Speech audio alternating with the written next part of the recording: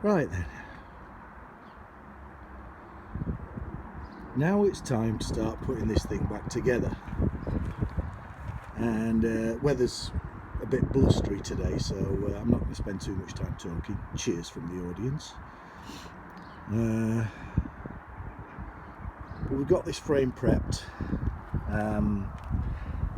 I knocked the ball bearing racers out and we've put taper rollers in. I've still got to put the bearing back on that, but I've got to pack the bearings with grease first. Not going to bother showing you packing bearings with grease. Plenty of videos on that, so I'll keep this short. We'll get that bearing on. We'll get it mounted back in that frame. I've already put the stand on, although the spring and the little C-shaped thing is still down there because they're easy enough to do while it's like this. We'll get that the right way up and stood up, and then first job after that will be putting the replacement engine in. So let's crack on with that.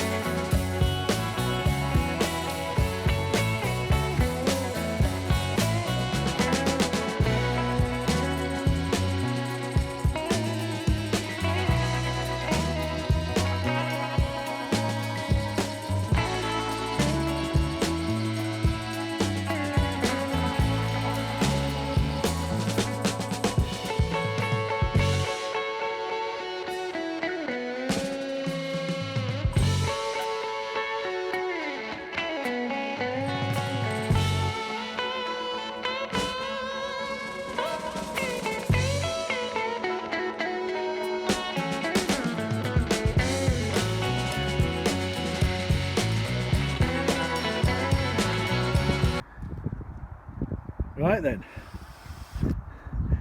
it's kind of in. We've got the top bolt in here, that's done. Bottom bolt's in, but it obviously doesn't do an awful lot until you get this frame rail on, so we're going to put that on next. I think we'll just time lapse all that because it's windy today and it'll just be going while I'm trying to talk on here. So time lapse incoming.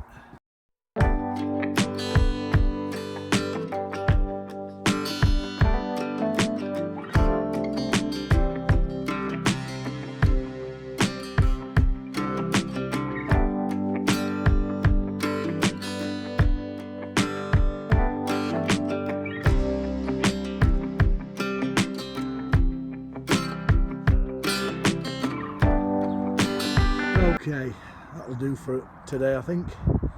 Didn't get quite as much as I wanted to do done. I was going to try and reassemble all this gubbins, but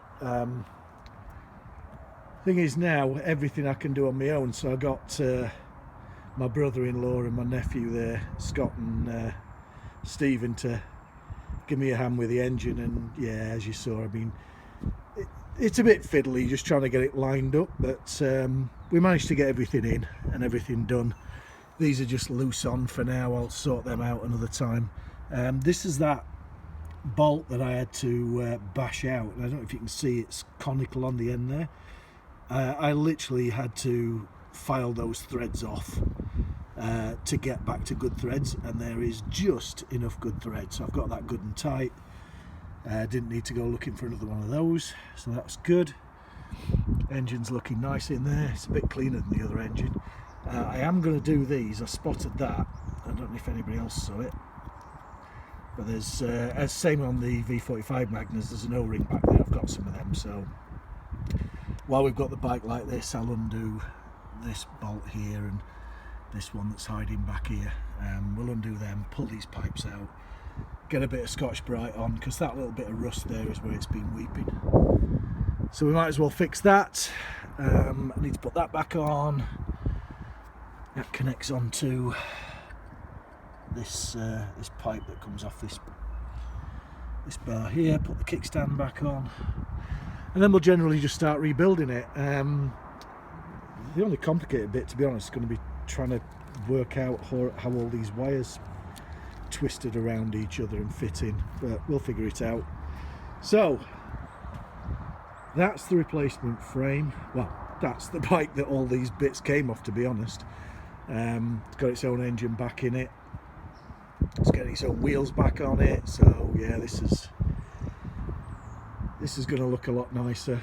And we've sorted all the problems out. Still got the exhaust collector to put on, but I'm not doing that yet. We'll do that towards the end, because I want to get underneath. It's a bit oily underneath that engine. I want to check, see if there's an oil leak, because that's the time to do it while that collector box is off. But for now, that'll do, and I shall see you next time. Thanks for watching.